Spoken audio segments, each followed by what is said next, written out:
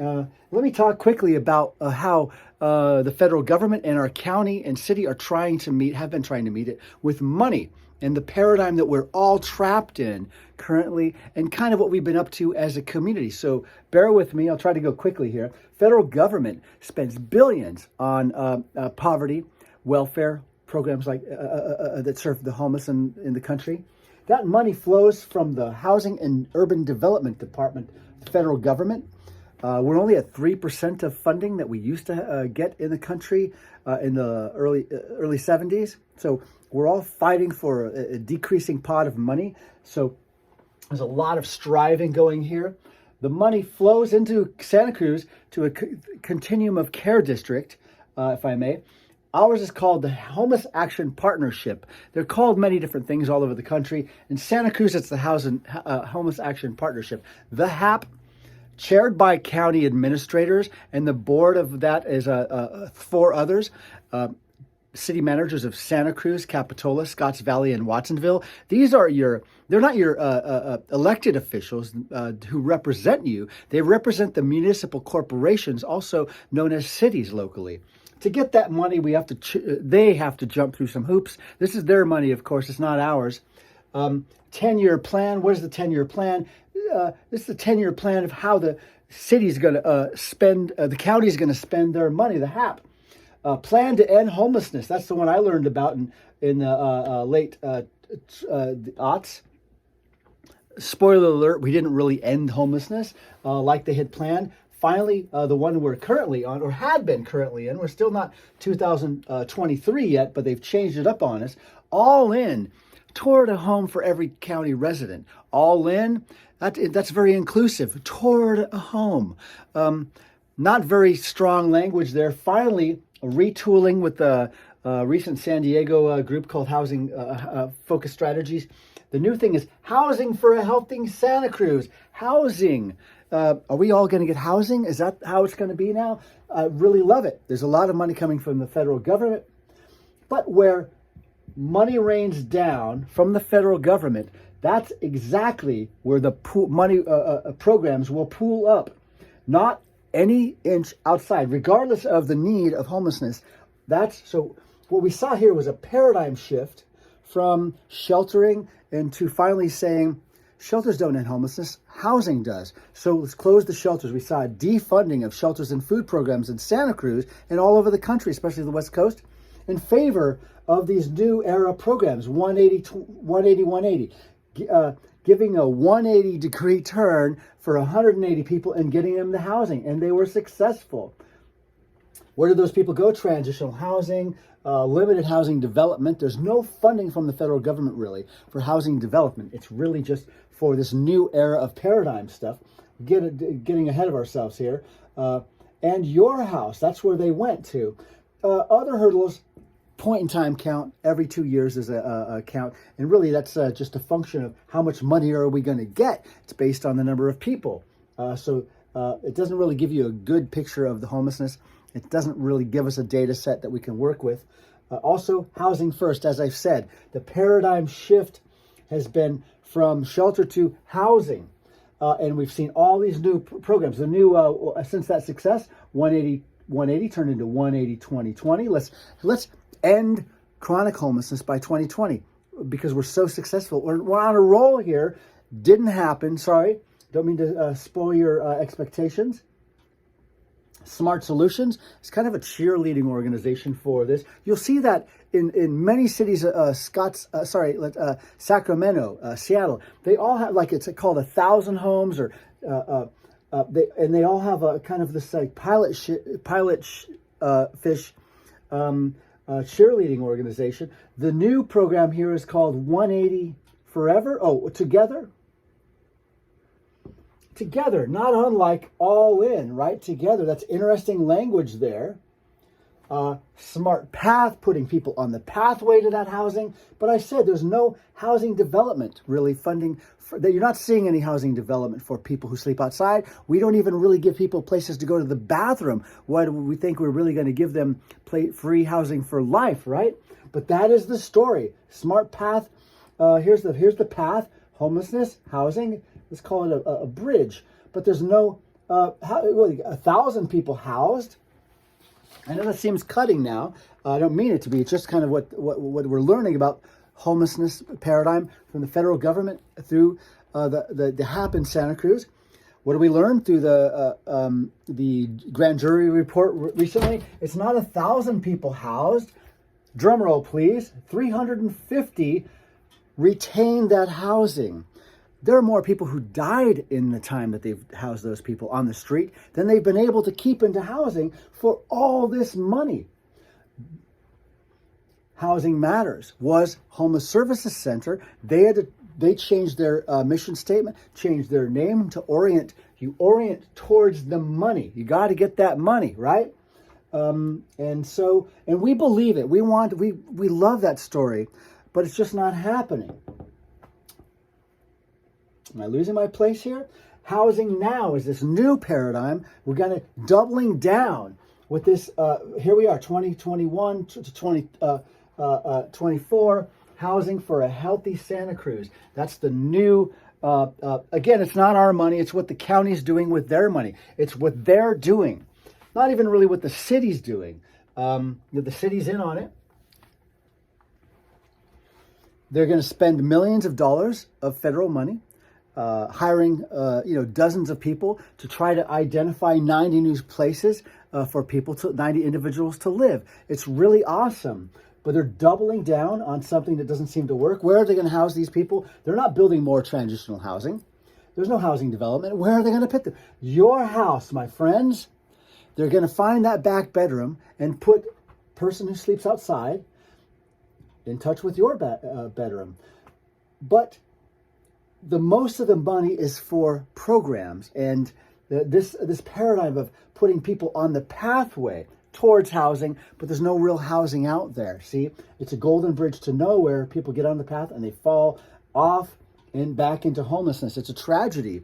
So what we've been doing as a community here, let's call that the community divided in half. Of course, we're all really in the center there. Let's get a better pen. That's terrible. Divided in half, though. We got the conservative side over here, the more lefties over here.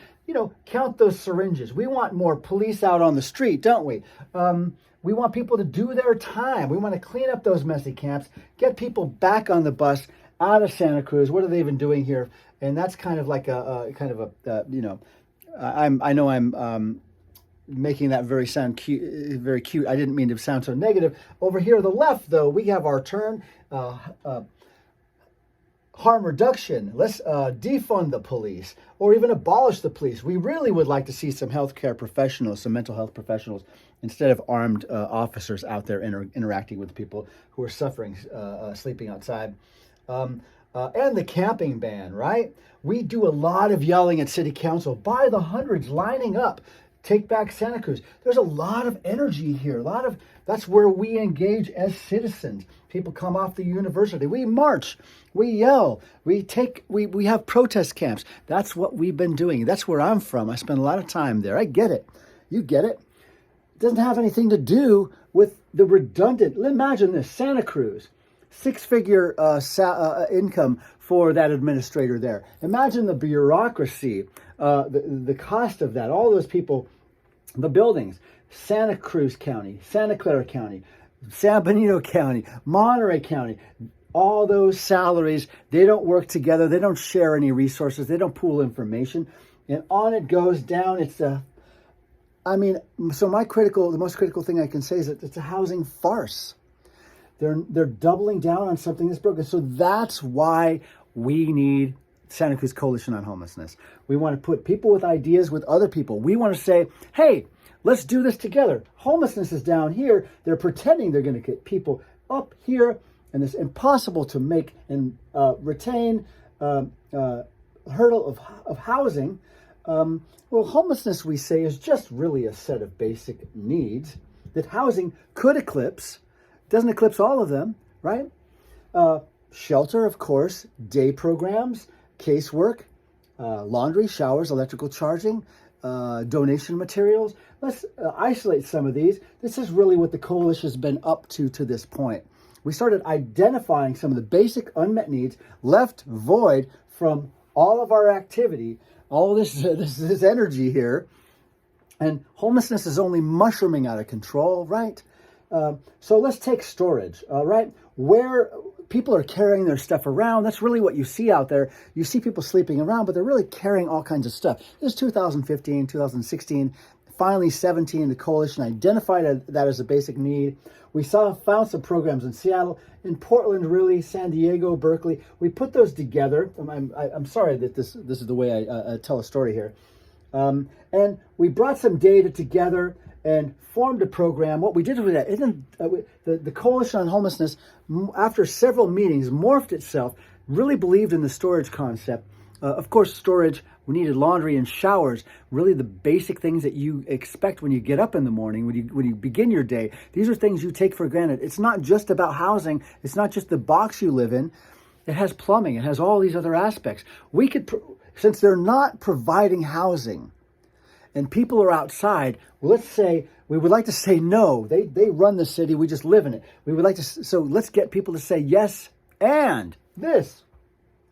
So after 3 months, we identified our storage, our shuttle vehicle, outfitted it with 80, thanks to Jeremy Leonard, helped us put 80 bins in a storage vehicle. We operated for 3 months out in a city parking lot, improved the model, transforming people's experience. Now I'm standing in Footbridge Services, a large facility center that's been growing and growing little by little. Laundry, showers happening here. We put the warming center under this roof. We don't get any sustaining funding from the city or county or federal government. It's really the community at large that's come together in the small grants that we write. So, like I said, identifying basic needs. That's what the coalition does. Comes up, like I said, a means test of what is a good idea. Who are the people with ideas? How do we put them together? How do we grow this space and start talking about how do we develop a vision forward? You know, we've been living under their vision, talking about it, having no control over it, complaining about it, both sides. Let's come together and because we all live in Santa Cruz. This is our town. Stand up on something high and look over. There are thousands of houses out there. Who are we? Do we know? Do we have a collective story of who we are? Which direction are we going? So we propose, Santa Cruz Coalition on Homelessness is us. Everybody in the room is in the coalition. We don't really have a lot of nonprofits in that space. They're all kind of like, chomping at the bit, fighting over the pennies over here, the raindrops that pool up. You have to orient towards in ineffective ways to get that money. So, some of the new things that are coming online right now, the city council had its first reading of the outdoor living ordinance. There's a big barn door in that thing. It says 150, is it as many of, or at least nobody's quite sure, safe sleep programs. There's space in there where the coalition can advocate for really nice, well-designed programs. The city is not in the business. They did their you might remember, their own managed in camp. The county did a managed camp.